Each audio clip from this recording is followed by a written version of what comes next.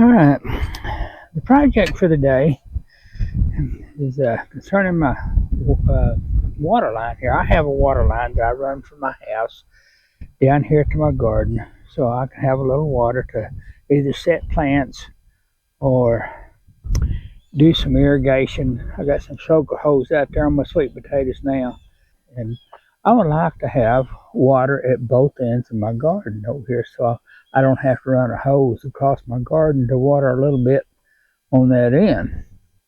So today, this is my water line. It's not buried very deep. It will freeze if it had water in it. It'd freeze and bust. So over here, I have a drain that when I get done at the end of the year, I open it. The other end of this is open, and I open this drain. And since this is all downhill, the water it flows out and just drains out, and I don't have to worry about it freezing. So down yonder and here, that I think is the lowest point over down in that end. So I've got to have enough fall from this end to that end so the water will drain out of this pipe when I go to shut it off for the winter.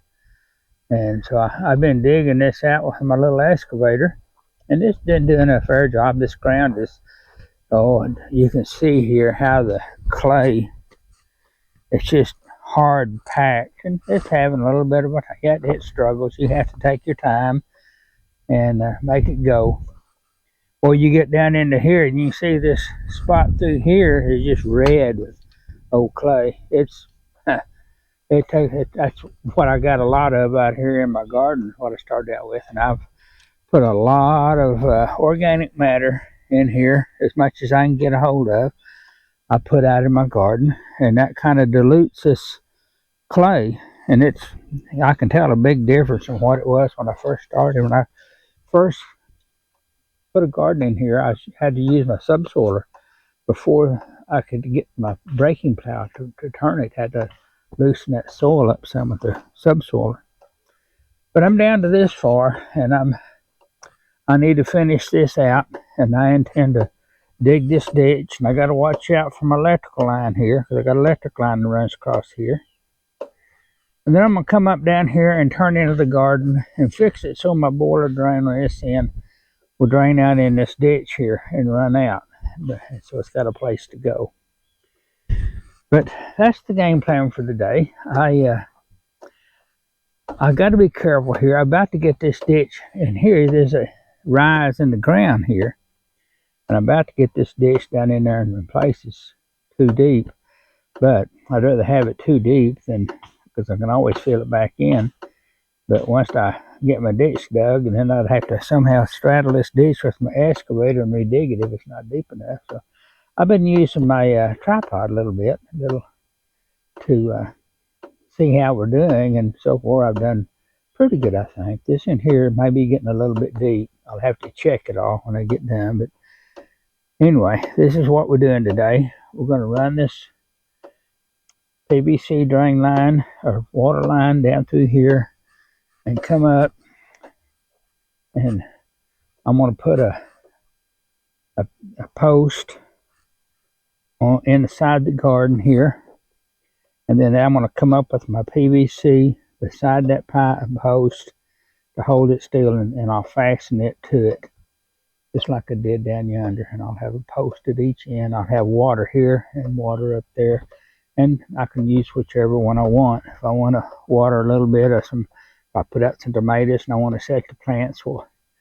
I can have water here, or I can have water up there. It makes it much more convenient. I've had this for a couple of years, and it's been inconvenient to have water at just one end, because I've had to string hose down through here, and I want water here. So we're going to do that today. Let me get set up here, and we'll get with it.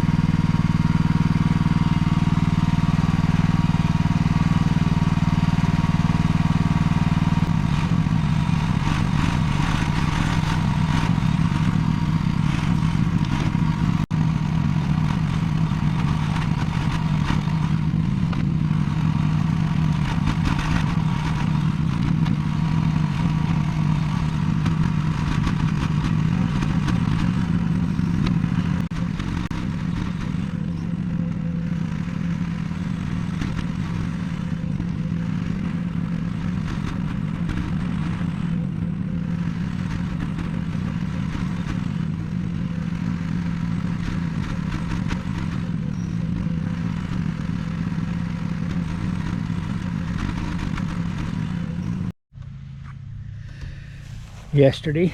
I finished my ditch out, leveled it out, so I've got a good fall from here to down yonder. And I'm getting ready next to cut this line here. I'm gonna have to go inside and open the boiler drain there and drain that water out of this line, because it's going to have water in it up high, you know, where the spigot is there, is where the hose hooks on. It's going to have water almost that high, because it's going to hold it in here. So I got to go in and open that drain and drain this water out of this thing. Well, I tell you, these GoPro batteries ain't worth a dime. Alright, so I'm going to go inside there and I'm going to open up that boiler drain and drain the water out of this pipe. And then I'm going to have to come up here and cut this pipe here and tee into it to go that way. So let me go there and cut this boiler drain first, and then we'll go from there.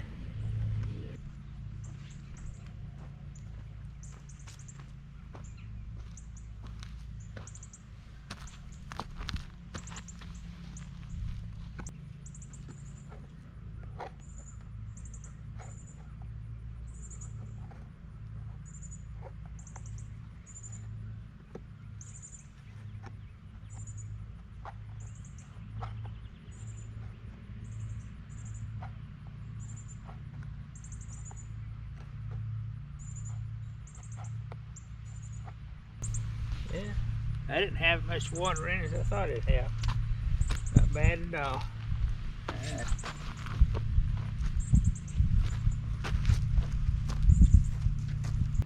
This here pipe, when I cut it, is going to be what they call a dead hookup. In other words, when I cut that pipe, it's nothing to give. It's that coupling's not going to take up it.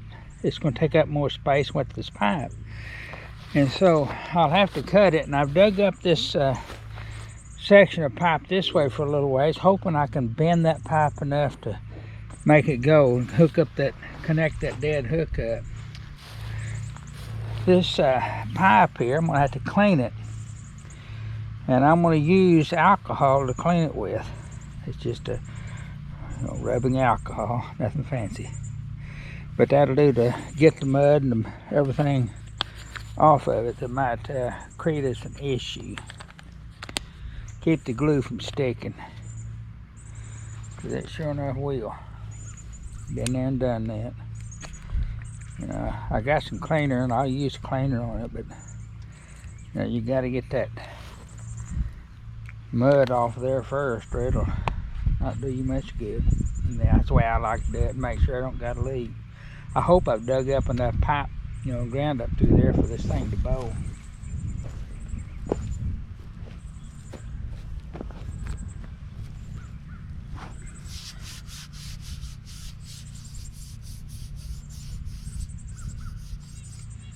Well, there's some spots on here. Looks like I hit it with the shovel a little bit. Hope they don't create a problem.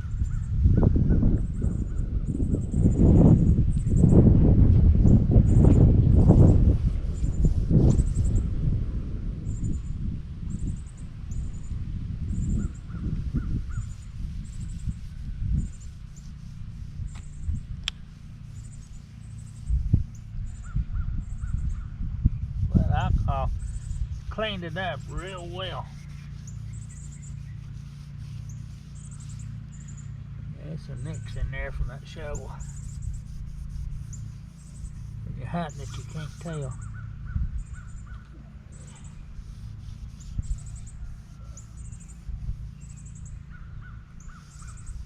Now then, next step is get a tee. Yeah, I just use some plain old cheap PVC cutters. It works pretty good.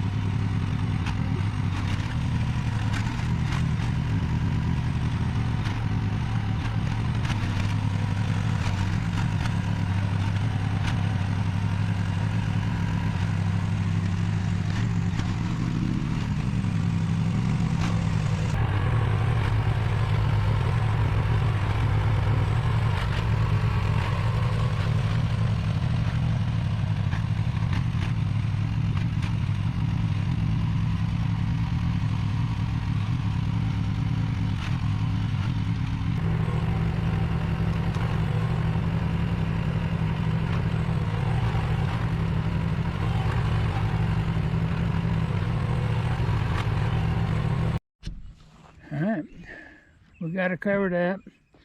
Needs to be hand raked, but that's going to be for another day. I'm wore out, tired. Just done.